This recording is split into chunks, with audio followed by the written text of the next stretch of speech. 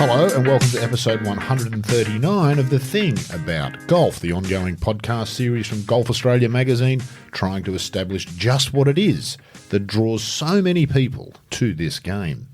Rod Murray's my name, but it is once again my colleague John Huggan who's in the hot seat for a conversation with a man who can legitimately claim to have changed the face of one of the biggest areas of the golf industry.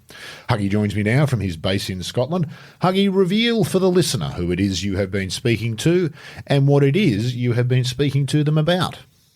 Well, it's an old acquaintance, friend of mine, David Leadbetter. He and I collaborated on two books many years ago now. My goodness, the first one was 36 years ago. The Golf Swing, his first book. And I assume you were doing the writing and he was doing the swing instruction, Huggy, because it would be very bad if it was the other way around. Yeah, I think he says something along that I was doing the writing and he was doing the corrections. Yes, that's right. Very nicely put. It was a very nice line. Yeah.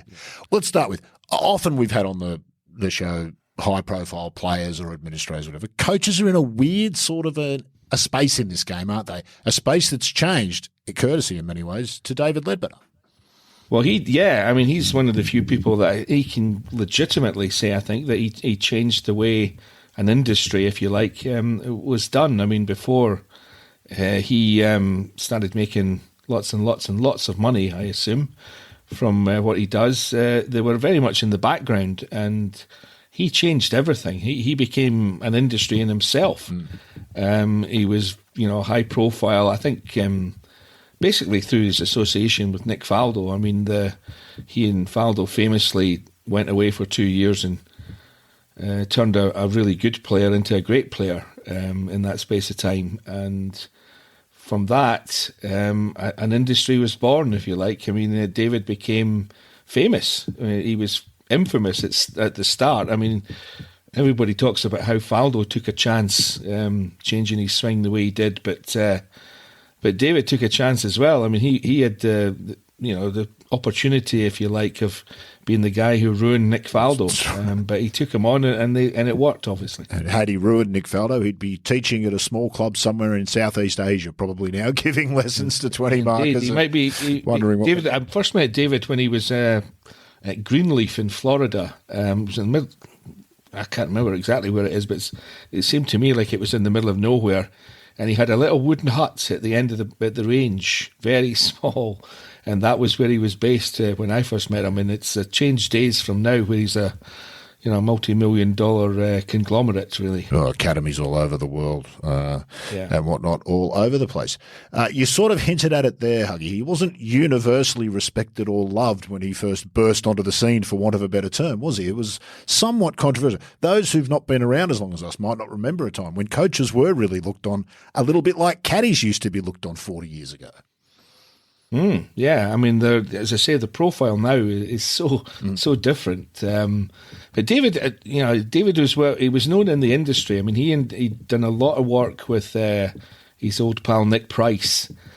I mean, I think I touched on this in the podcast, where if you look at Nick Price's instruction book, there's a swing sequence of the very young Nick from a long time ago, and it's so different from the swing that made Nick Price, or helped make Nick Price one of the best player in the world for a period. And David Leadbetter was the man behind that. So he'd done some work before Faldo, but Faldo was the most high profile and the most obviously noticeable change. And as I say, they went off for 2 years. I mean, imagine doing that 2 years.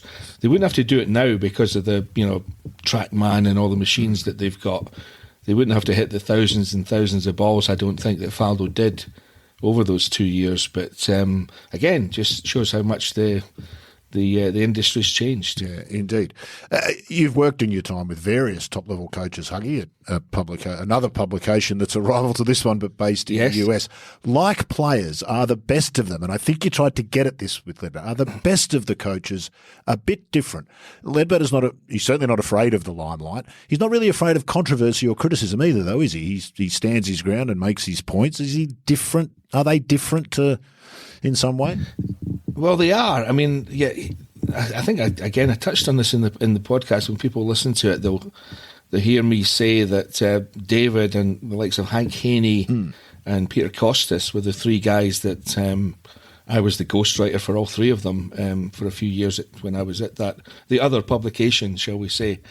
And they definitely stood out. They were different. I remember standing, looking at somebody playing and somebody swinging, and my thoughts went, as far as they did on what was wrong with what they were doing and what they might do.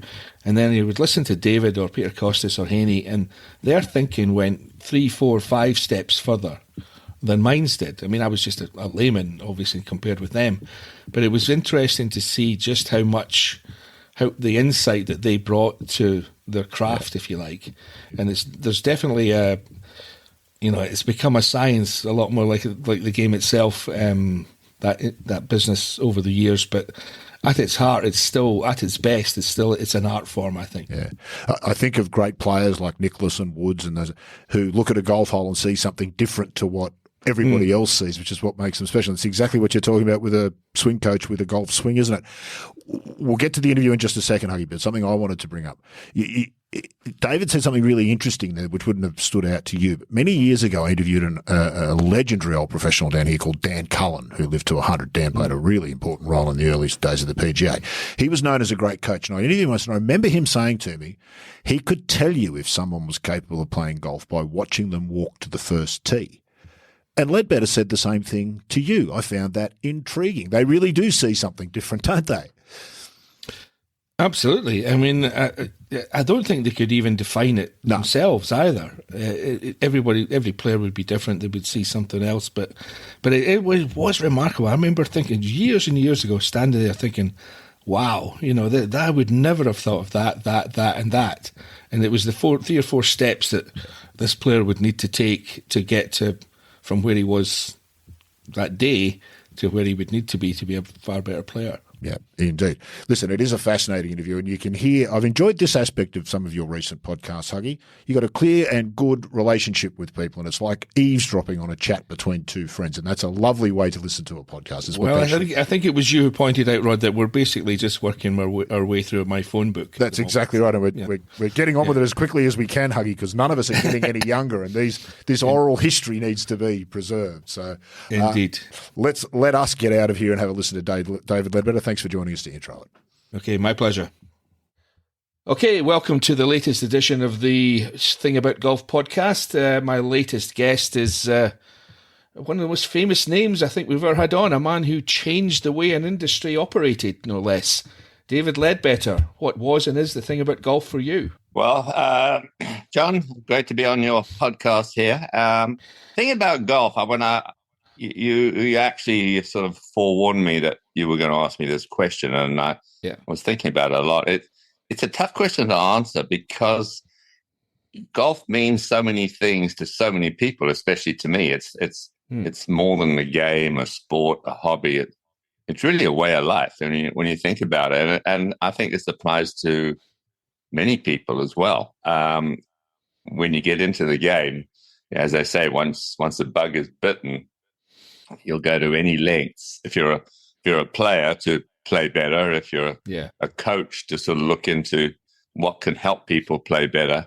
And so, I've been involved. Look, I turned professional when I was 17 years of age. So it's like, that's a few years ago now. And so it's really, I've always been very sporty and played a lot of sports growing up, but golf sort of enamored me in a way that, look, it's like what you put into it to some extent is what you get out of it. It's not really a team sport. Maybe you ride a cap occasionally, but the fact is it really is a very, very much an individual sport. And, I always remember, the quote that Mark McCormack said that, listen, he'd rather play one round of golf with somebody than have 100 business meetings, because you really find out what that person is all about. And it's true. And so I really, I love the game, if you want to term it that, and as much that, especially I've been involved very, very much so with junior golf. And I think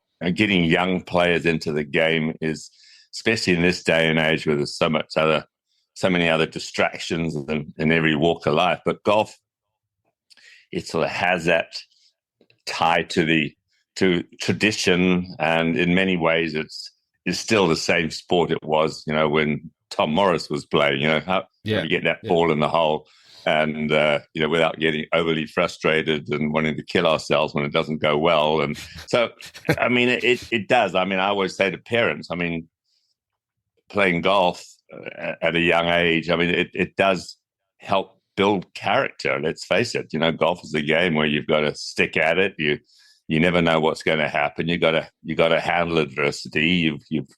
You've got to rule yourself. There's etiquette involved. There's a whole bunch of subjects that really portray life almost. And so I think that to me, I've been so involved with it for virtually my whole life, and my family is as well. That's the thing. My 3 children and my wife, I met through golf, and we played on the LPGA tour and so on. And so it's sort of a there's not any day that passes that the subject of golf doesn't come up. At the dinner table. Is it fair to say that somebody who does what you do for a living spends more time thinking about it than is maybe healthy? I don't know. I mean, have you disappeared down a few rabbit holes in your time? I'm sure you have. Oh yeah, I mean it's been a journey for sure, and you never know where it's going to end up. And I mean, there's, especially today with all the technology out there, and I think back to some of the successes that I've had, not only at the professional level, but just amateur golf, and creating academies and writing books. With you being a major part of that as well. I mean, and I look at what's out there today and think, do I know what I think I know? Because there's a lot of stuff out there now. And I think it.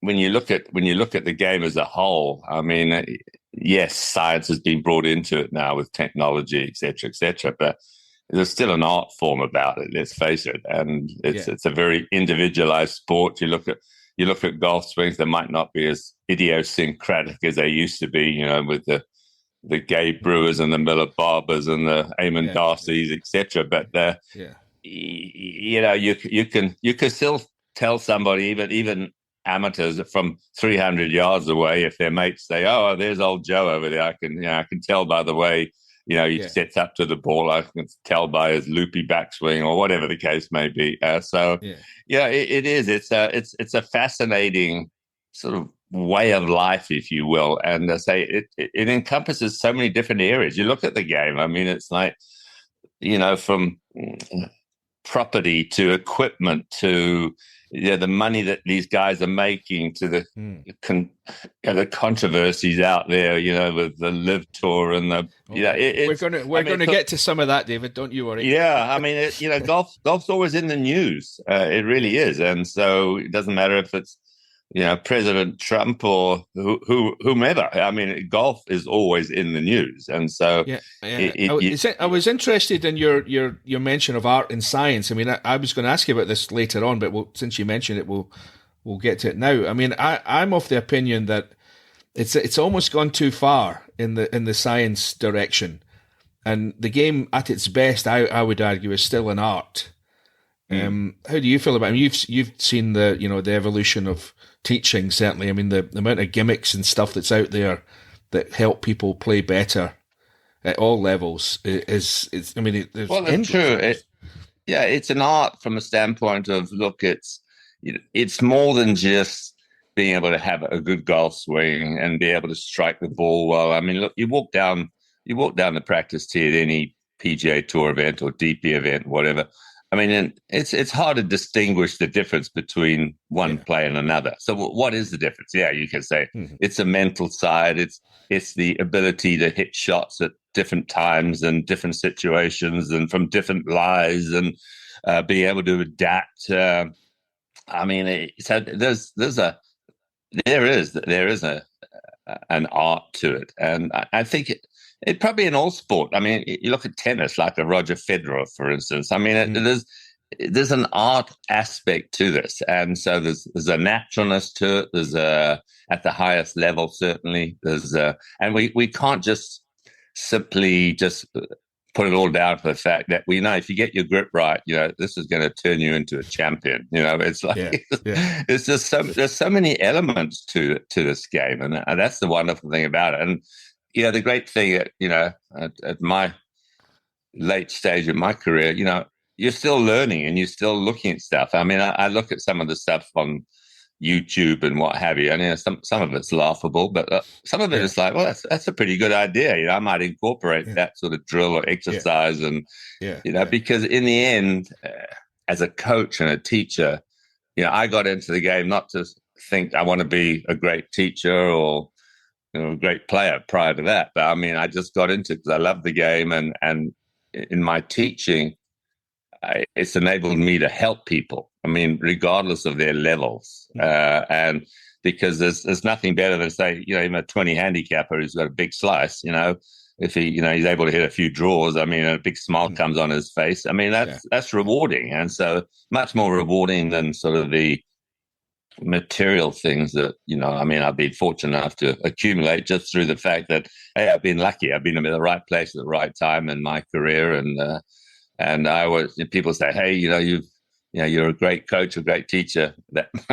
And obviously that's up for opinion. But the thing is, it's I always say, look, a horse, a great horse is what wins the derby. The jockey, you don't remember who won. That's true. So I've been a jockey with some good horses over the years. Yeah. You mentioned the places you've been. Let's go back to the beginning. I know you grew up in what was then Rhodesia. Was it Rhodesia then when you were there? And now Zimbabwe. You grew up alongside a remarkable group of players. I mean, I'm thinking of Nick Price, Dennis Watson, Tony Johnston, Mark McNulty. Right. Did that help you evolve into a teacher? I mean, getting your butt kicked by those guys. I'm not sure how it worked back then. Yeah, I mean, look at junior tournaments. Yeah, I mean, they were always featured, and I think it doesn't matter. As a junior, you always think, okay, I'm going to get there. And I think that sort of drives you. And so, you look, I missed my European card by a shot. I missed a 8-footer uphill right to left it short. And I think I always say that's the best putt I ever missed, because it sort of forced me into a slightly different direction. And so, I mean, would I've rather been a great player than a top teacher? Probably, absolutely. But I mean, that the thing is, you don't have maybe necessarily, although you got the champions tour, the senior tour, what have you these days, there's not the longevity in playing as there is in coaching and teaching. So, to me, it's like, people say, when are you going to retire? I say, why would I retire? I mean, it's like I've still got a brain. I can still communicate. And so, but I mean, look, when you sort of grew up with the likes of a Nick Price, who, he won the World Junior at a young age, at the, Ernie Els, one of my students as well. And I mean, it was a remarkable situation where you get, for a small country where you got so many really good players coming out of there, and so, I mean, obviously. Were you aware of that? Were you aware of how good they were at the time, or is it just kind of in retrospect you look back on it? Oh, no, I was aware. I mean, I've always been a good friend with Nick Price. I mean, I'm a couple of years older than he is, but, I mean, I was friendly with his brother, who was also a very good player. And so, it was pretty competitive. I mean, look, I didn't have a great career as an amateur. I mean, I turned pro when I was a 4 handicap, and I got my game to a point where, I just worked at it. I loved it. And so, and I think in a lot of respects, I'm very much a right-brain person. I communicate in a way that whether through feel or through instincts or through drills and exercises, I'm a right-brainer. And the thing is, I think when I look back, I was trying to play as a left-brainer, basically meaning that, I was overly thoughtful and conscious. I could never understand latterly, why did I have such a good short game? Why was I such a good putter? Because I didn't think about it. It was just an instinctive thing. And so when I sort of got into it and really got into analyzing. I mean, I was a great collector of books and magazines, even at a young age. I used to have a big scrapbook with all these different swings in. And, one day we'd try, okay, let's see what Jack Nicklaus is saying today. All right. And, no, hang on, Doug Saunders. Okay. So I'll talk about two different golf swings, right? Yeah. But so it was sort of intrigued me and say, how do all these different players with different swings achieve so much? And so it's always been that was a passion of mine, sort of looking at things. And it's sort of, I was inquisitive. So it was like, back in the early days, probably when I was teaching at the age of 18, and you got, Mrs. Johnson coming for a lesson, and you say, okay, well, let me try to work on this Ben Hogan supination with her. And you realize, that there's different strokes for different folks, as they say. And so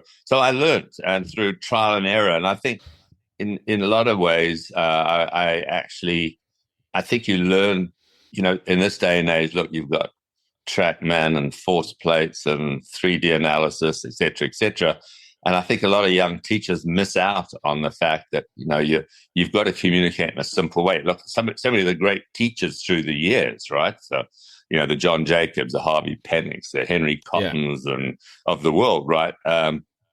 They were very, very simple in their approach. And so in a lot of cases today, I think instruction, they always talk about this big word they use in America, bifurcation, right? Where, they should have different rules for amateurs versus the pros, right?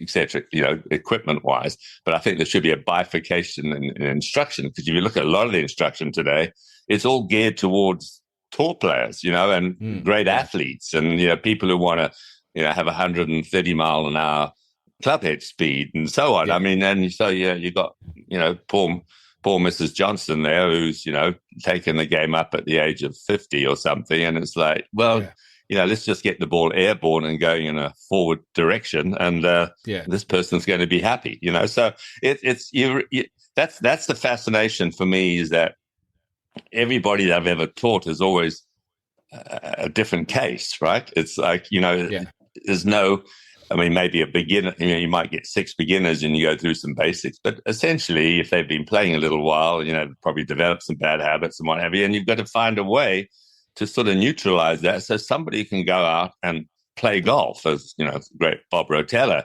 would say, you've got to play golf, not swing. And I think that's part of the problem today. You go on YouTube, and apparently there's, at the last count, there's over 7 million pieces of advice on the golf swing. So, and literally you can see some people on the tee think you've all 7 million at one time. So it's like, talk about the paralysis through analysis, as John Jacobs would say. It's got to be the most overanalyzed move in any sport, the golf swing. Oh, absolutely. And, it's in the end, the art form is that where it becomes instinctive and reactive, where you have your routine and off you go. And, the issue is that we're dealing with a stationary ball, and you could think of all 7 million things if, you had the time. And some people do. And so it's, there's no flow, there's no rhythm, and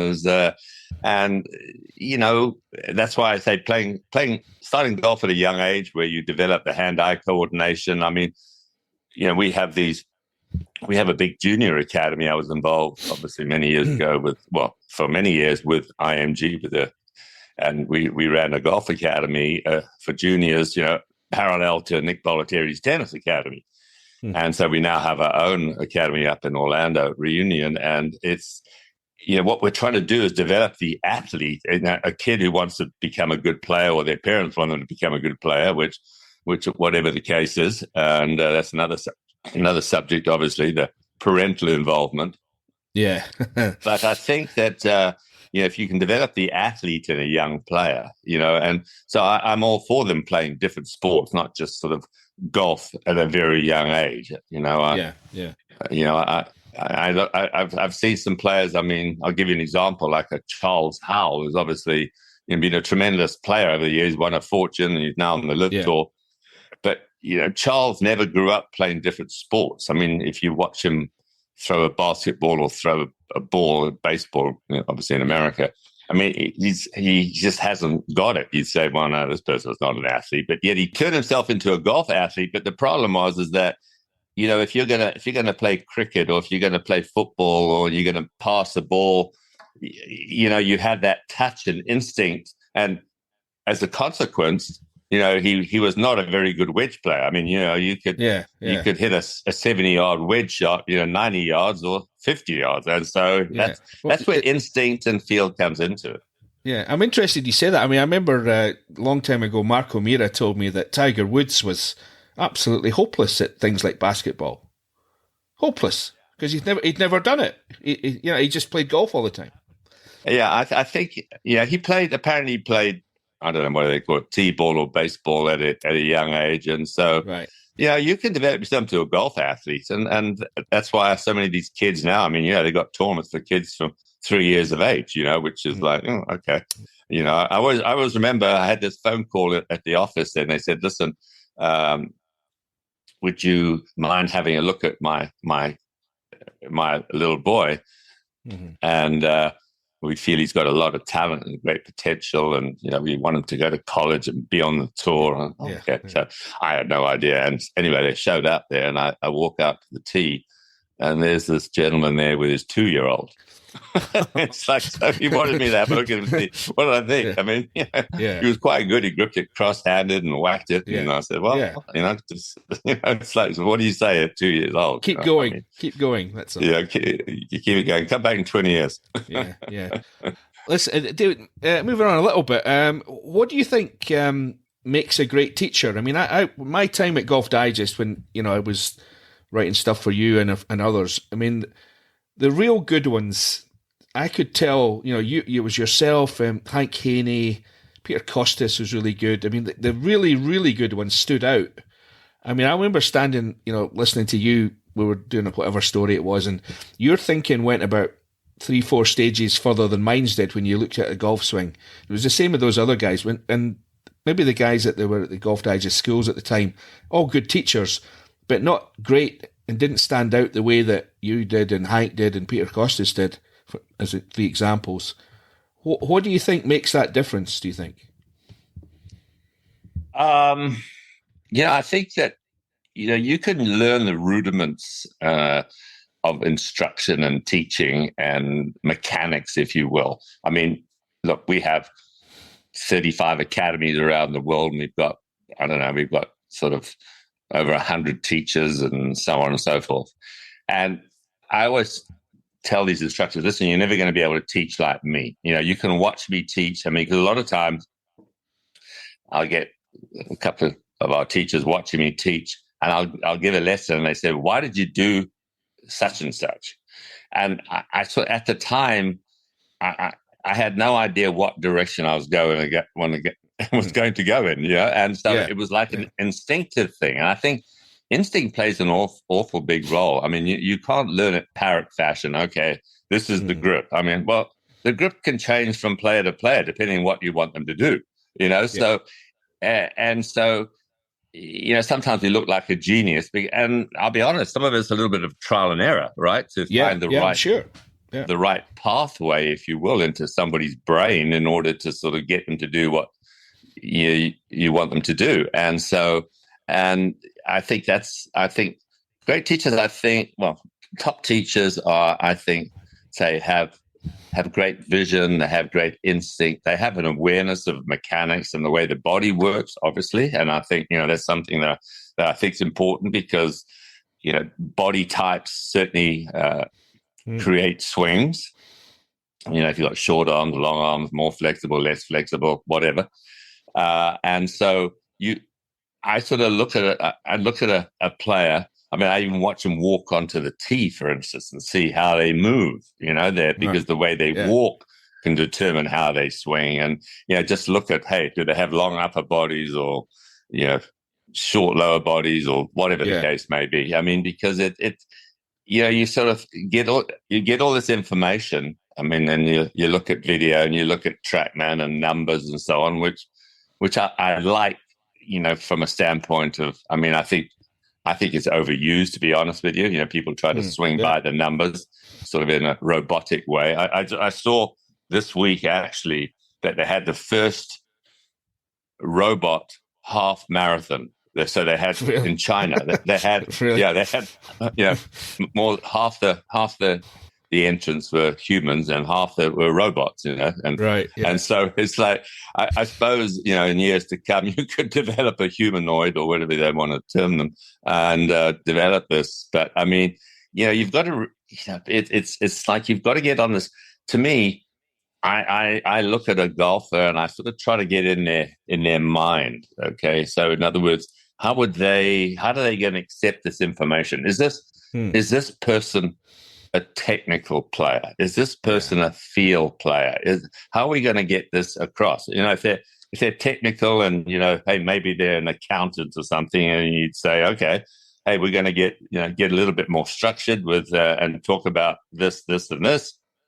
Whereas a player, if they're a little more arty, shall we say, you say, okay, hey, this is the feel I want you to have. This is the image I want you to have. And, it's, I remember working with, as an example, David Frost, who was probably best player for many a year not to win a major. I mean, as consistent as he was, and, you couldn't tell David more than one thing. I mean, just one thing. Okay, if you didn't get the message across in one point, he was like, and the problem, I say, his golf game deteriorated when he started to get inquisitive about the swing, and then he'd call me up every couple of nights or whatever and say, hey, what about this, and this? And so soon as he started to overthink, I don't know if it's because he's South African, but whatever. I always joke about that. But I mean, as soon as he started to overthink, it was a disaster. So it was like, you realize and say it takes a while to sort of create that chemistry between a teacher and a player, but you can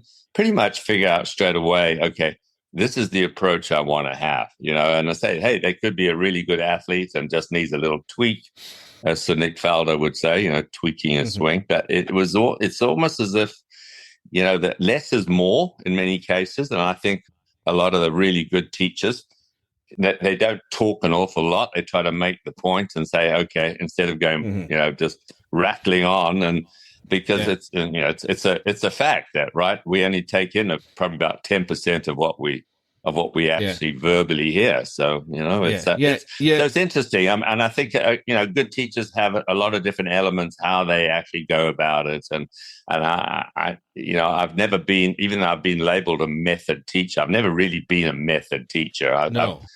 There's ways I think that you can, everybody has their own method, shall we say, in order to be as successful as they can be. Yeah, I was interested that you mentioned David Frost there. If you ever told me this, I've forgotten. When you wrote your first book, The Golf Swing, there was illustrations were used to, illustrate. No, you wrote it. I corrected you. No. Well, that's true. Yeah, good point. Yeah, I completed the sentences. Yeah, but it's interesting to me. It was back then, as I say, maybe I've forgotten that. Maybe you did tell me, but David Frost was the model. It wasn't Nick Faldo, it wasn't Nick Price or any of your other high-profile players. It was David Frost.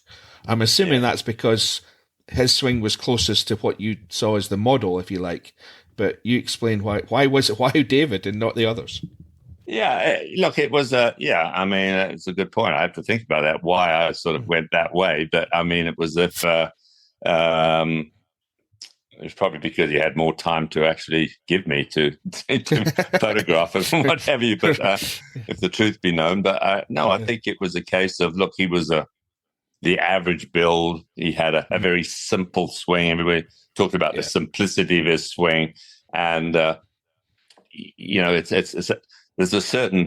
are players whose swings look very simple, right? It's I mean, in the old days, it was like taller players' swings didn't look as simple as sort of somebody of whatever his height was, 5'9", or so it was a case of really that he was sort of, I wouldn't say he was the perfect model for everybody, but it was a sort of a generic model which sort of got my points across. And I say, writing that book, it sort of labeled me, okay, well, hey, David Leadbetter believes in, say, having a steeper plane going back and a shallower plane coming down, which is one of my beliefs, although, I've worked with players whose swing planes, just getting a bit technical for a second here, whose swing planes are pretty much symmetrical going back and coming down. But, that's just, there's personal preferences really that we have. And, I say, I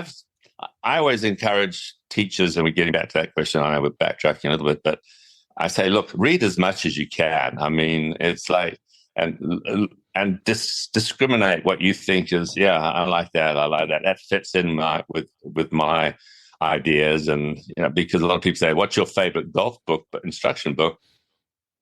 And it's always been On Learning Golf by Percy Boomer, and that was written in the 40s or 50s, 40s, I think. Yeah, 40s. And I mean, he was a marvelous teacher, and he sort of brought into almost a sort of an early biomechanics approach, should we say. He was always talking about dancers and so on and so forth, and how they move, and using the energy and centrifugal force, and lots of things there, which really sort of opened my eyes a little bit, as opposed to it's like, okay, it's not just A to B to C to D type thing, So anyway, it's so getting as I say, he was my model, and I still speak to him occasionally, and he's on the Champions Tour now, getting on a bit now, and as we all are. And I said, listen, I've got a great book you should read if you really want to sort of know how to swing the golf club. Right. Yeah. Now, would that book be the same today, 35 years on from when we first did? You know what? It's interesting you say that, because so much of that book is still. I've obviously modernized it. I've expanded my thought process, but that book still is very much the basis for my philosophy, the golf swing. I mean, it was a popular book, and I mean, we still use that as, we train all our teachers and certify them, and it's still part of the necessary reading. And so, because I broke it down. I mean, as you remember, that book was based on Ben Hogan's book from the standpoint of the layout. I mean, I like the layout, and we broke it down where people could actually. This was, before people sort of even had their own video cameras for the most part. And, obviously iPhones and what have you can analyze it now, and 3D, et cetera, et cetera. But it was a case of, okay, if somebody got in a mirror, they could actually rehearse those positions. And we had these 11 links that we spoke about. And the links really were, starting at address and going through the swing. So it was a way somebody could almost sort of self-analyze and self-instruct, if you will. Mm-hmm. I'm going to ask you a question that I think most people will be able to sort of maybe predict your answer to this, but I ask it because I've got Nick Price's instruction book, and in that instruction book there is a swing sequence of Nick Price early on that looks absolutely nothing like the Nick Price that you two of you produced. Wearing a horrific pair of shorts, if I remember. There you go. I think you're right. Yes. But anyway, so the question I'm going to ask is, who was your biggest success? Who was the guy that you made the biggest difference to? I mean, everybody will think, well, it'll be Nick Faldo, but I'm not so sure. I've been looking at that early Nick Price stuff. What do you think? Yeah, look, I mean, Nick had an interesting golf swing. I mean, he had a very athletic swing. I mean, he was a good sportsman. I mean, he was a good cricketer and rugby player and so on, as a lot of people from that part of the world were, like Ernie Els, for instance. He was great in a lot of sports, And so, but he had, Nick had some quirks. I mean, he sort of reverse pivoted, he laid the club off, but I mean, he had that ability to really, I mean, his contact, his compression was amazing. You heard the sound, I mean, think back to sort of an Ian Poulter, who I worked with a fair amount in the early years. Nick was a shanker. And so because he used to get the club so laid off coming down that the club would come so far from the inside. And so, we did one of the drills that we did for forever was sort of like pre-setting it at address where you had the club parallel to the ground, which a lot of, it's funny. I see players, see coaches saying, hey, try this drill. This is a drill that I came up with. And I thought, yeah, right. Yeah. And so it's like Nick hit thousands of balls like that and, got his swing to a point where it was manageable. He always had sort of a look where he had this, steeper going back and shallower coming down. I remember being at, I think, Bay Hill, and Johnny Miller, when he was commentating, he came back and said, I love Nick's swing. He's got that professional loop, as he called it. He said, I used to do that all the time, which he did. Johnny Miller used to get a little steep going back and obviously great iron player as was Nick. Yeah. And so, we sort of, and it was the great thing working with Nick, because obviously he was such a good friend, and this was, pretty obviously Sir Nick Faldo days. As I said, I think I mentioned the other day, I'll call him Nick Faldo when he comes up in conversation, because as I say, he was, obviously he's a Sir, but he used to call me Lord Led, so Lord outranks the Sir anyway. So there you go. But anyway, even prior to Nick Faldo, Nick was sort of, I wouldn't say a guinea pig, but I mean, he was like, we'd bounce things off, and he was, he had a great awareness of the swing and what he wanted to do. I mean, back in the day, I mean, he still got the Ben Huggan book, The Modern Fundamentals, where, big parts of it are highlighted in yellow and what have you. So he was a real student of the swing. Yeah. And so it helped me enormously. And I mean, and we tried different things. And so it was a sort of a combined effort, if you will. It wasn't just me helping, Nick Price. I mean, it was a case of, he helped me as much as I helped him. Yeah, you're doing a pretty good job of answering the question, but you're not answering the question. Did you make a bigger difference to Nick Price than you did to Nick Faldo? Because, I mean, I tell this story. When back in your Lake Nona days, I was there a lot, as you know, just about every week it seemed like. And if Nick Faldo and Nick Price were both hitting balls on the range there, I was never watching Nick Faldo. I watched Nick Price every time because of that noise that you just mentioned. Yeah, he had the noise for sure. Yeah. I mean, look, it's debatable who I helped the most. I mean, obviously, Nick Price won 3 majors and was number 1 player in the world, and Nick Faldo won 6 majors and he was number 1 in the world. And so, it's interesting because what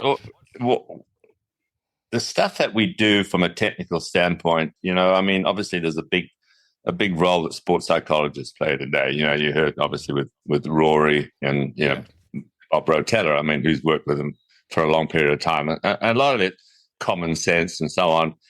But I still maintain, as I say, I love sports psychologists. I actually have a few that I'm associated with, and I'll try to match a player with the sports psychologist, because some of them need more help outside of the game than they do inside of the game, shall we say. Yeah.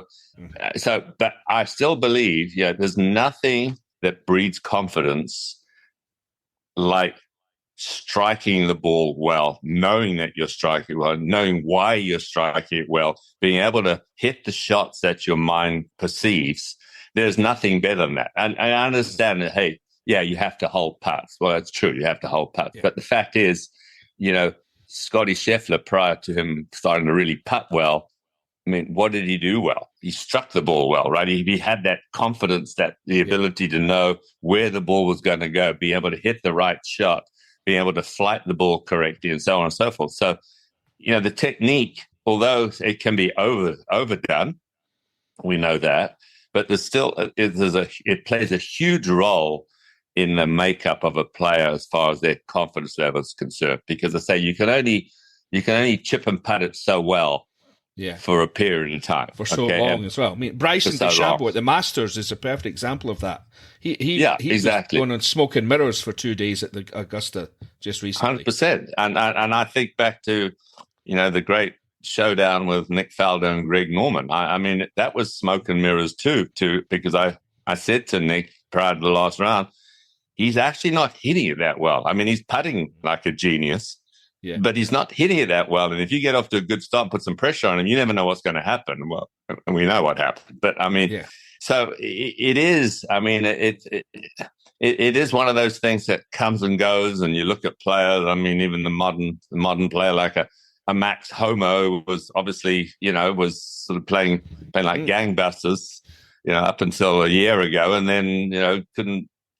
Hardly made a cut. It's nice to see he's starting to make a little bit of a comeback. He did it at Augusta, but it's this game is so it's torture to some extent. You've got it, and it's like the swing doesn't necessarily look that different. That's why I like the modern technology, because you can see little things maybe that the naked eye can't pick up, and so on and so forth. But it's one is not a robot. I mean, somebody has a little bit of an injury, or they have a mental injury. Maybe they're going through some problems at home. You just don't know what goes on behind the scenes and what affects this golf swing. We have to talk a bit about Faldo. I've people ask me about that with you, and I always say that I have to think that Nick Faldo was at least the best pupil you've ever had, in the sense that he was prepared to do whatever you wanted him to do to get to where you wanted him to get. I mean, I can't imagine anybody was more dedicated to the cause, if you like, than he was. No, you're 100% right. I mean, look, I remember sort of in the heat of the Florida summer, him hitting sort of 3 big buckets of balls, sort of, what we had, 300 balls in each bucket, so 1,000 balls a day, basically. Sweating, and it was. He was dedicated to the cause for sure. I mean, he had this goal. I mean, and when he first came to me, look, he sort of, Nick Price sort of suggested he come and see me, and so on and so forth. And I remember I met him at Sun City the first. Well, I know I met him prior to that at a tournament that I was playing up in, believe it or not, Victoria Falls. I mean, it was like I remember Warren Humphreys was his minder. He came over and he was 18. I think he just turned pro. Yeah. And so, I didn't think much of it at the time, but I mean, but in 1984, he said, "Hey, have a look, see what you think." And then the middle of '85 is where we got together. Well, May of '85, I think, if I remember correctly. And so he just said, "Look," and you could see it in his eyes. He said, "Look, I'm not achieving what I think I can achieve. I've had some success. Obviously, he'd already won the Order of Merit, and he'd already won a tournament in America at that point, at Hilton Head." But he said, "Look," and as literal words, he says, "I want you to throw the book at me. I want to redo my golf swing. I want to be able to flight the ball. Essentially, I want to win the Open. And I know the way I flight the ball and the spin I put on it, which is true with the drive." I remember in a practice round, I was walking, I think he was playing with Nick Price, and I remember seeing these shots sort of float out there, and then literally the fairways would dap, the ball would pitch and then come back. I thought, oh my God, I mean, there's no roll at all. I mean, so you could see, you didn't need TrackMan to tell you that, his angle of attack was steep, and, the launch angle was wrong, et cetera, et cetera. So anyway, but, he said, "Hey, throw the book at me. What are we going to do?" So it was something that I sort of, I took a while to give him an answer. I said, "Look, you got to play." He said, "I don't care about how I play over the next couple of years." I said, "Well, it's probably going to take a while if because, to some extent, when you get, I mean, he was 28 at the time or something. To some extent, that's your technique. I mean, it's like you can mold maybe a 15-year-old, whose body's changing and so on, but it's a little late in the day to be able, to say, okay, we're going to make these huge changes. Because, I mean, historically, if you look at that hasn't been successful with a lot of people, who've gone through major swing changes, and so it was a sort of a risk. But I sort of, said, okay, well, as long as you're patient, we can work on some stuff, because it's like we can't do everything at once. I mean, you're going to play, and you know, But it was a risk for you as well, David. I mean, you got some terrible press. When he I was did. in the Yeah, middle of it all. who's this idiot messing up our golden boy and what have you? You know. Yeah. Yeah, for sure. And I mean, it changed after Muirfield when he won in 1987. You know, Just a little bit, yeah. a little bit. But it was a. We were both so focused on trying to do what. I mean, here I had the perfect student who sort of says, "Hey, I want to do this." I mean, he had the resume, shall we say? He was a hard worker. He had great rhythm in his swing, which we didn't really touch, apart from try to enhance it. And so, yeah, it was a step-by-step process. I mean, really, it was like, okay, setup. Okay, let's get the setup right. Okay, what are we trying to achieve here? Nick was sort of old school, where it was sort of a big, sort of a tilt, high hands, a big slide, reverse C, a swing out of the 70s, which obviously was successful for some players, because his idol was Tom Weiskopf, who was obviously a great ball striker, but, he was. And, the game was changing, the equipment even then was changing to some extent. Golf balls, were, even though it was Bellada balls back in the day, but they were changing. They weren't quite the sort of floaty balls that they used to have, and so instruction was changing, and I have to give credit where credit's due. Hank Haney changed Mark O'Meara a lot too. I think that's one of the things that Nick Faldo looked at, because Mark O'Meara was a good friend, and he said, geez, and so I'm not sure he liked all the things that he was doing, but anyway, so it was the case really where he was all in. I mean, there's just no doubt about it. He was all in, and he said, look, I don't care how long this takes. And I said, well, it may take a couple of years. And then the ironic thing was that it wasn't far. It was like probably a month short of 2 years when he won the Spanish Open, That's right. Yeah. And so, it was a challenge. And I mean, he went through hell, really. I mean, he only just kept his card in the US. He finished, I think, third in the last tournament at Disney to keep his card. Yeah. I think, I mean, the swing that emerged at the end of it, I mean, I always thought that people didn't really give it, almost the credit it was due, because it was portrayed as this, he was suddenly this robot, machine-like golfer. And that was nothing like the way that Nick Faldo played. It was very nuanced and subtle, and he had all the little shots. I always thought he got a kind of bad time or a bad press over that. He deserved more credit than he got, No, that's 100% right. And he was very interesting from a standpoint. Everybody has probably a stronger sensory system than. Put it this way. Let's take a verbal approach, a kinesthetic approach, a visual approach, an auditory approach. Mm-hmm. Some people are stronger in one area than another. I could never figure out with Nick which was his strong sensory system, because he actually, all of them, he visualized, and you always heard him sort of making noises. You go, if you remember, and so he felt the shot. He sort of had an awareness of his swing. I mean, he loved doing drills.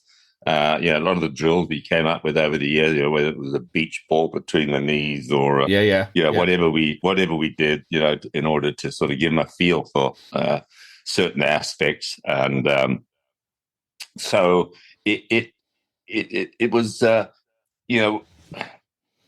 give you an example. So one of the things that I always used to do with him at a tournament was he liked to have a couple of sort of cues, as I call it. Okay, so I'll give you an example. If we were talking about trying to keep the flex in the right knee, and then maybe sort of get a feeling of sort of pulling his left shoulder. So what we would do, the cues for there would be sit and pull, sit and pull, sit and pull. And you would see him mouthing these. It was like a mantra. And so it was like a rhythm thing, sit and pull.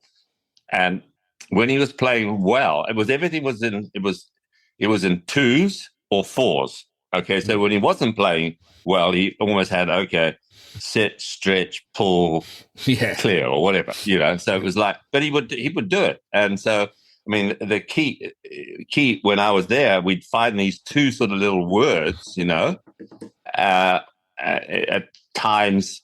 I mean, even we did it with putting. I remember, the old cartoon character Basil Brush, right? Yeah. So with putting, it was like, low and brush, low and brush, low and brush. So you would brush it through. It was just weird sort of stuff like that. It was just a way of his mind getting into something without getting overly mechanical, but yet sort of reminding him of the feel that he needed in order to sort of achieve what he wanted to do. And, I mean, he was a great worker of the ball. I mean, he drew it and played it. And, I remember we worked on this one shot, which sort of probably won him the tournament. If you remember the 15th hole at Muirfield. Yes. Okay. I know the shot you're talking about. Yeah. The wind was blowing right to left. And so we worked on this shot where he could take something off it. We call it the chicken wing, whereby, and he hit a 5-iron to about 3 feet there, which sort of turned everything around. I think at that point, John Cook was leading, if I remember correctly. And so, I mean, he hit this amazing shot, made birdie on 15 there, which sort of really, won him the tournament, in my opinion. And it was a shot that we worked on. I mean, it was it was literally sort of, it looked like a combination of Lee Westwood and Jordan Spieth follow through with this chicken wing with his left arm, and so, but it was like when the face wouldn't turn over and he was able to sort of hold it into the wind. And, it was just, it was probably the best golf shot I remember him hitting out of all the shots. Obviously, he had some great shots coming down the stretch, hitting a 2-iron and what have you to the last green and so on. And, but that was a shot which we just practiced, and it was a pure feel. And so, he was, he got mislabeled as sort of a mechanical play. He was anything but a mechanical player. And he seemed to be totally dedicated to the winning of majors, almost to the exclusion of anything else. I mean, I remember watching him on the 16th tee at the Players' Championship, the par 5, and he hit a shot in the tournament, and he was doing a drill, one of your drills, as he hit the shot. I mean, in a tournament. I mean, he was working on Masters 2 weeks later. That was all he was thinking. Exactly. Yeah, it was funny that, because you think in terms of being the number one player in the world. I mean, he didn't win that many tournaments in America. No. Yeah, I don't think that bothered him, really. No, it was just like he was looking at these as warm-ups. It was just like, hey, you know what? Majors are what I'm going for. Forget the players. I mean, it was like, hey, I mean, he did finish second there, I remember.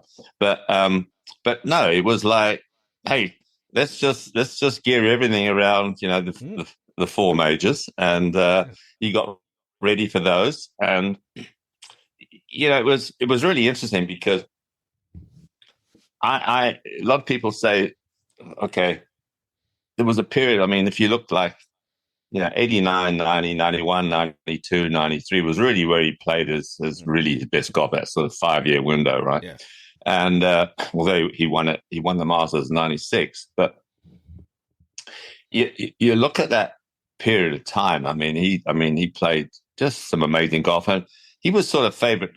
He didn't win every major, but he was favourite to win every major. Let's face it. I mean, he obviously lost in a player for the US Open to Curtis Strange, and had a good shot at it when Hale Irwin won it at Medina, but he was favourite to win it, and so, but he literally would look at it like, okay, I'm getting ready for these majors. I'm really, that's my goal here. It's like, okay, everything's geared towards that. And if I happen to play well, prior to that, then fine. But that wasn't the be all and end all. That's for sure. Yeah. Given the way that the game changed and exploded, if you like, not too long after Nick, when Tiger came along and everything seemed to change in terms of distance became such a priority. Would you you couldn't have taught him the same way 10 years later than you did.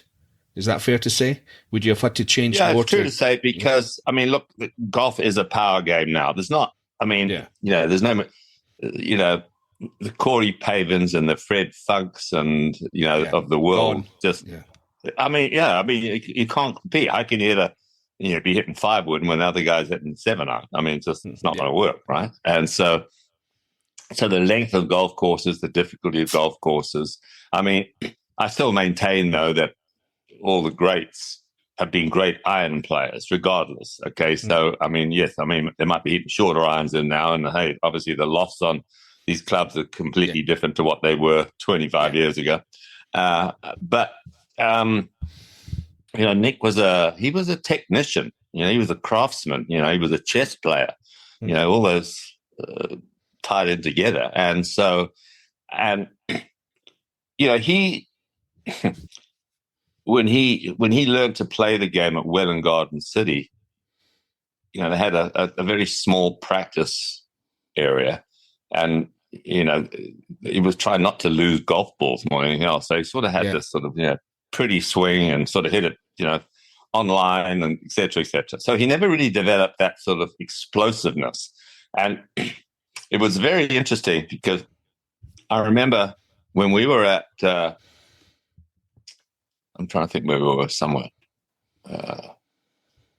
Valderrama, not the first time, because we did a video. We went there a couple of times, but anyway, I remember the one time I said to Nick, I said, the future of the game is going to be power. I can tell you, you're going to get, Gary Player always said this, you're going to get a 400-pound gorilla there, being able to smash it out there. Well, we are now. You got Bryson. He's not 400 pounds. He's not a gorilla, but he's, and so I said, wouldn't it be interesting? I said, could you imagine if you take your iron play and Greg Norman's driving ability? Okay, what sort of golfer would you have? I mean, because obviously Greg was probably one of the best drivers of the ball combined with Jack Nicklaus in the history of the game, right? Ever, ever. Length versus accuracy, and using the old Persimmon drivers. So, and I said, and I used to go to Japan a lot, and I remember I used to be at a couple of tournaments, and I used to watch Jumbo Ozaki practice. Okay, now, Jumbo was very, very long. I mean, the fact that he was using illegal drivers probably helped to some extent. and the ball was a bit dodgy too, yeah. Yeah, the ball was a bit dodgy. But anyway, but he was long. I mean, he was really long, And so, but I remember him watching him, and he had a baseball coach that he worked with. And they, in America, they have this thing called T-ball for kids, and they have a long tee, and they put a ball on top of it, and they whack it, right? They don't pitch it or throw it to them. And so he would actually be hitting these balls off these tees, which were about, 3 foot high or so, Yeah. And he'd be whacking those things. And what he would do, he would sort of stand up on every shot, and the modern terminology is early extension, shall we say. And I thought, that's really interesting because it was different. It was almost like it was a different swing to the iron swing, where the iron swing, you sort of keep your posture and your spine angle, where, here it was like, whoa. And I thought, geez, so this was the first time I sort of thought about, they talk about vertical forces in the swing now where you're going up, And so, and I said to Nick, I said, you want to try something? I said, I think we could probably get you hitting at 30 yards on, because he was a strong guy, Nick. He was a big guy. Man. Yeah. I mean, and he was never really long, apart from Augusta. His length was always, because he would work the ball off those slopes. He'd draw it, down 2 or 10 or whatever, and he'd be longer. He'd be probably that was the longest week of the year for him, because he'd hit it out there, and so. Anyway, so I remember it was at Valderrama because Jimmy Patino obviously sort of owned the golf course, and they built this underground tunnel because the Ryder Cup was coming there, right? Yeah. And they had a tee down the bottom there, in there. I said, okay, let's. So he was willing to try this, and so I said, okay. So he's hitting some balls, and the ball was sort of rolling up to the bottom of the tee, which was elevated at the back there. I said, okay. So I went through this with him, and we talked about this sort of. Well, I'm telling you, it was within a few minutes, he was pitching the ball on top of the tee there. I mean, literally, we're talking, like another 25 yards of carry at least. Yeah. And he said, wow.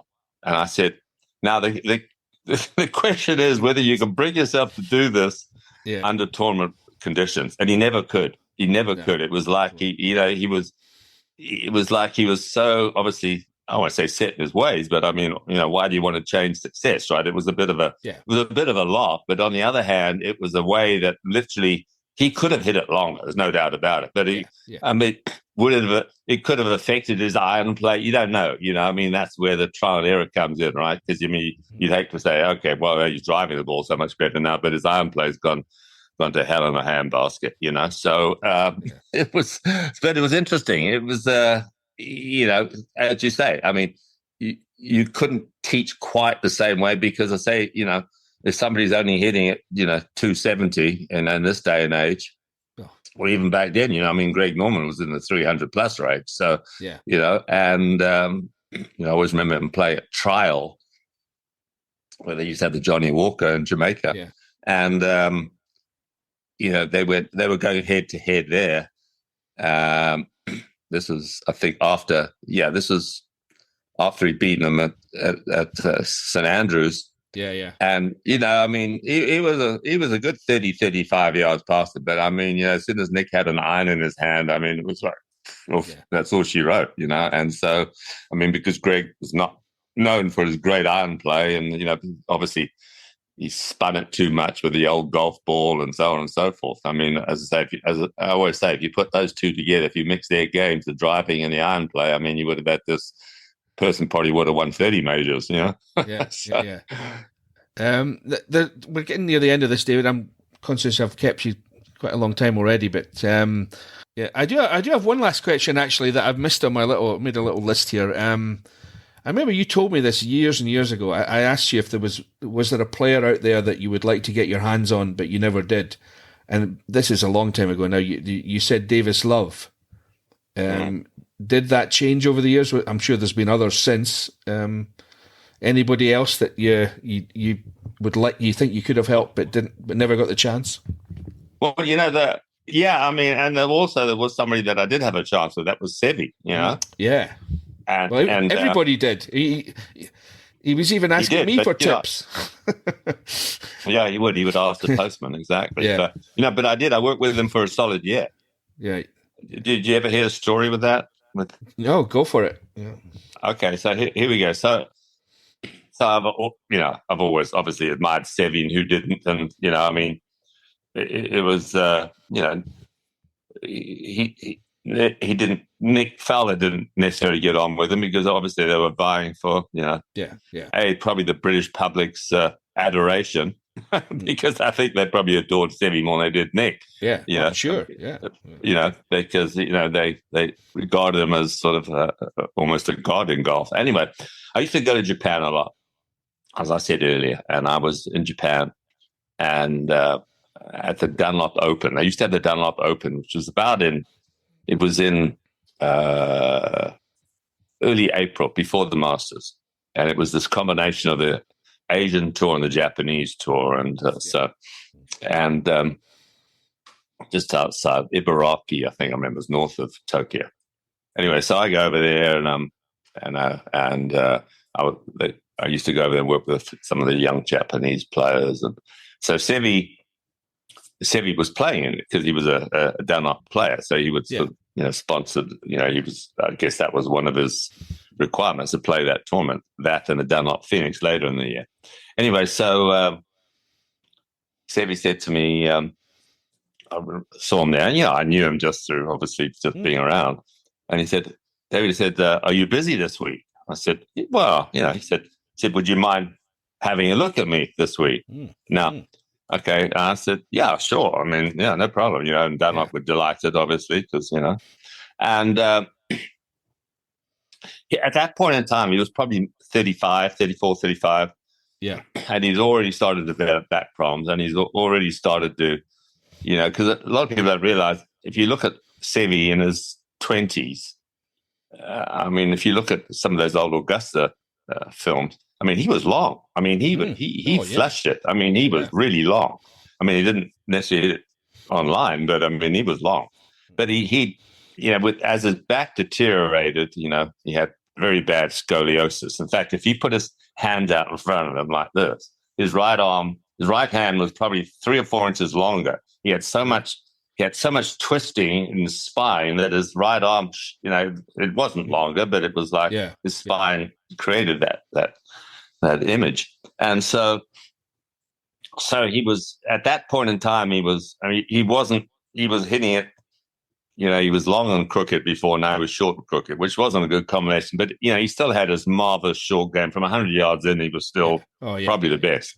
Yeah, we're talking about 90, 92, 93, somewhere around there now, right? Yeah. And so he said, so after I watched him hit some balls, obviously I sort of knew his swing, and just talking to him, I said, Seb, you still have probably the best short game and 100 yards in any game out here. I said, you just got to find a way to hit fairways. And, I said, I know you've always, prided yourself on your length, but, if you've got an injury, you got to work around it. And he says, okay. I said, let's see if we can find a way to sort of, make the swing a little bit more consistent so you can hit more fairways, hit the ball in the middle of the club face. Because as we all know, even for amateurs, your club head speed's great, but if you're out of the center of the club face, you are going to hit it longer. Yeah. And so, or more solidly, let's put it that way, for sure. So he said, okay, so what do you think? And, Sevi, if you look back at old swings of his, he was very bent over, had his right side tucked down, had this huge turn. We're talking 120 degrees when he was, and now, okay, he was turning, but there was no coil. There was zero, he wasn't using physics to help him hit the ball. So consequently, as he came into the ball, he was so narrow. The club was sort of almost like a V coming down. There was no flat spot at the bottom. Yeah. And so it would sort of, he'd hit these, he could literally hit it 100 yards right, 100 yards left. Maybe 50 anyway. But it was just like no consistency at all with the drive and the longer clubs. So he said, what do you think I should do? So anyway, just very brief, not to go into everything. I said, okay, well, I think you need to change your posture. Okay, let's see if we can get you more erect there. Okay, get standing up to it. And I think the big thing is to get you shortening your swing. I said, you don't want that big swing. If anything, I'd rather see, more coil and less turn, okay, which is a good combination for many people, rather than people try to turn so much. That it's such an overused word. Yeah. But if you can create some coil and we can shorten that swing, there's okay. And so what I did, I stood behind him, and he would get to the top of his backswing, and I'd push into the butt of the club. I'd push him narrow. He'd push me wide. Right. Okay, it's what we call neuromuscular. Let's see, what's it? Okay, there's a word for it. Anyway, it's basically reverse resistance. Okay, yeah. So I pushed and I pushed, and so he pushed me. He tried to push me. I tried to push him. So what it would do, he would actually extend his left arm and get him wider. Right. And so I've always believed in sort of using something like that. They use that in physical, if you look at people who go for, some physical work, if they've got a bad shoulder, the guy will push their arms down and you've got to push them up, so it's just sort of, so, it was a way that you could develop a feel and change the neuromuscular pathways. So I discovered, and so it was, and at the time his caddy was Billy Foster, right? So Billy was caddying for him, and I said, Billy, you know what? Do me a favor, okay. I said, Seb, and it was really interesting because literally in a few minutes, he started. You could see the scatter pattern came in. He started to hit it more online, and he was able to hit this little baby fade, which I said, I think that's what you really want to work on. Because, I mean, if you can hit it online, if you can hit fairways, and I think you want to move it left to right. So anyway, we worked on posture, and we worked on this. That's all we worked on. Mm-hmm. So, blow me down, he finished third that week, right? He then went the next week it was what they call the Chunichi Crowns, which is a big tournament there. He finished second. And then he went the next week and he won in Spain. So he went 3-2-1. Yeah. I'm almost sure that's the way it worked out, but if memory serves me correct. Anyway, so he goes, and anyway, so he's all chuffed, and there was some reports in the paper, and Sir Nick wasn't, I think, completely happy. The fact I bet he was working, he would be delighted. With his rival, but it was fun, and I actually worked with him that whole year, and so if you look, he actually, I think he won the match play that year, and he won the Order of Merit. Yeah. Did Sevi? It was 92 or 93. Yeah, I think it was maybe 92. I think it was 92. Anyway, so he's all chuffed, and he says, "Look, I'm going home on holiday to go back to Pedrena. I think that's the restaurant, right? His village there. So I'm coming out. I'm going to come out next year. I'm not sure my schedule yet because he was having an argy-bargy with the PGA Tour about." Whatever, how many tournaments he had to play and with Dean Beeman at the time. Anyway, so he comes out, when we were living at Lake Nona, and he comes out and he spends the week there during the Players. I remember it was during the Players because he either was banned or he refused to play or something, whatever. Anyway, so his first tournament was going to be, I think it was going to be New Orleans. I think he got to play. He got to play in that one, David, because I think he'd won it the year before, and that was the only reason he got to play. I think I'm right in saying that. Yeah. Well, he didn't play. He definitely didn't play because I remember he spent the week with me. But I think the week before Augusta, was it New Orleans or was it Atlanta? I can't remember. Yeah, I think New Orleans used to be the week before. Yeah. Yeah, it was New Orleans. Yeah. So anyway, after we did, and. Honestly, John, I did nothing more because I knew with Sevi, look, you stick at what's working. And it was. Yeah. I mean, the swing shortened, he got wider. I mean, he said his back wasn't hurting as much. Well, I mean, when you were going this way as he was, I mean, goodness, he was putting so much stress on his lower back. It was amazing. And so he went to New Orleans and finished 10th, right? So this is a warm-up to the Masters, right? Yeah. And so anyway, I get there on the Monday. I mean, and he's striking it. Billy's coming to me. He says, "You know what?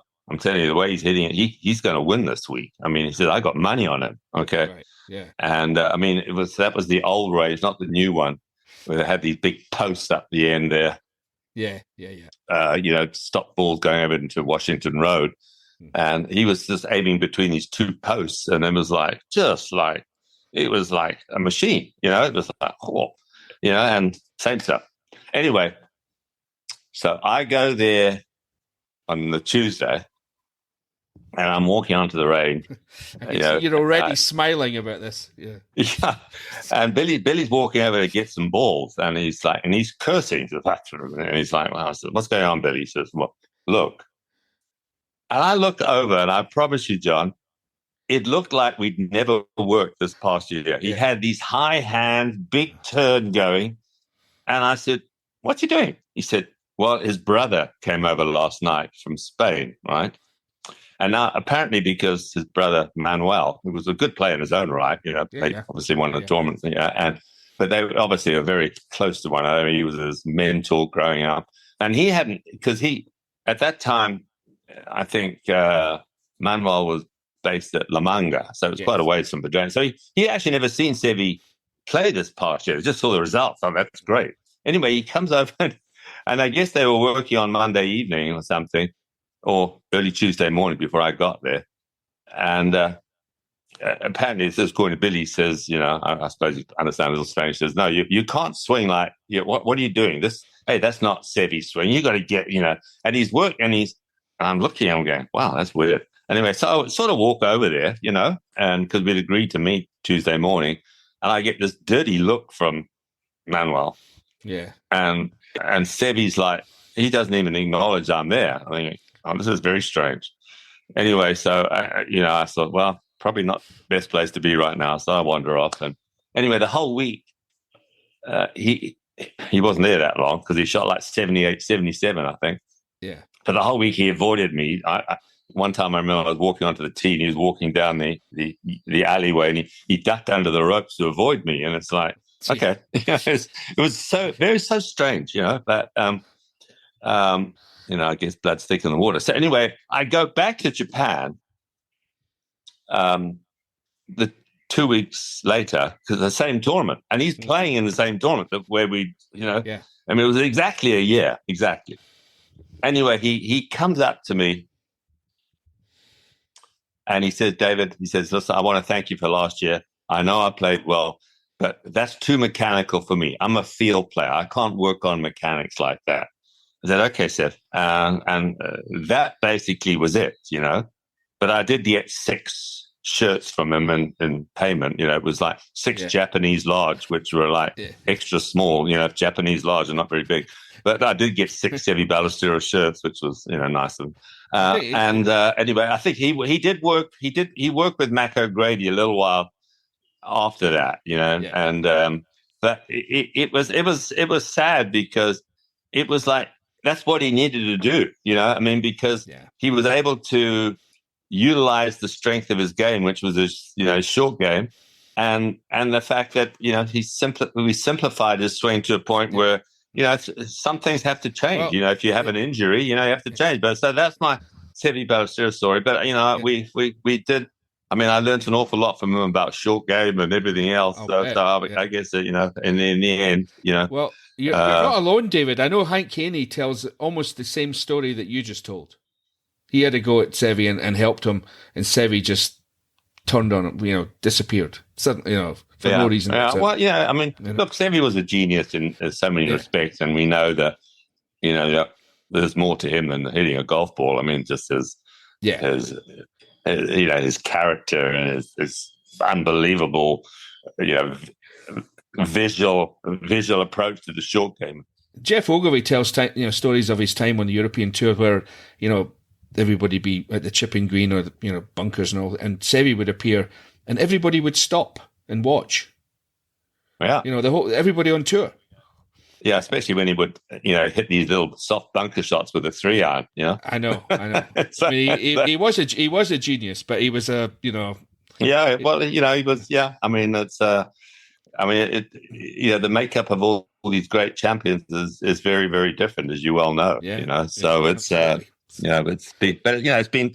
I've been very lucky, and I've worked with players who've won 23 majors and, the Ernie Elses of the world and so on. So, I've enjoyed my career and, I mean, it's like if I hadn't worked with these players, I wouldn't, be in a position I'm in. So I'm, everything is thankful to them. I mean, hey, it's been a win-win situation. I've helped them, they've helped me. And so, it's nice to see that the teaching profession is now sort of considered, before it was almost as if, the club pro would give a few lessons. Now it's a sort of specialized art, and so, I'm thankful, Butch Harmon thanks me for what I did for the teaching industry. And well, I think he's great. So you certainly changed the way, you changed the way it was perceived, at least.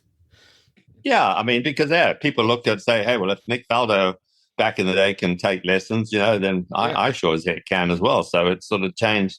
It changed a lot, should we say, of teachers, which is great, And so, so I'm happy. A lot of people say, "Hey, would you change anything?" And I said, "Not really." It's like it's been a lot of fun, and you had obviously that it's not everything was success. You get the odd failure and so on, but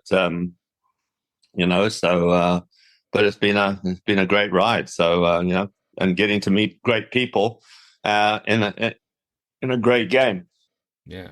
David, I can't think of a more appropriate way to finish. Thank you for your time. You've been very generous, and I've enjoyed listening to your stories. It's a fascinating chat. Yeah. All right. Thanks again for your time. Cheers now. Bye-bye. Take care. Bye. What a fascinating and impactful journey it's been for David Leadbetter, and as he hinted there, he's not done yet. A big thanks to both David and Huggy for taking the time to bring us that chat. Well, I'm about to break a cardinal rule of podcasting and reveal to you who our next guest is before I've done the interview. Now, yes, it is courting disaster, but hopefully the universe will cooperate, and in a fortnight's time, you'll get to hear the chat I'm planning to have tomorrow with the first left-handed player and the only New Zealander to win the Open, Sir Bob Charles. I hope the interview goes ahead, and I also hope that you can join us for it next time on The Thing About Golf.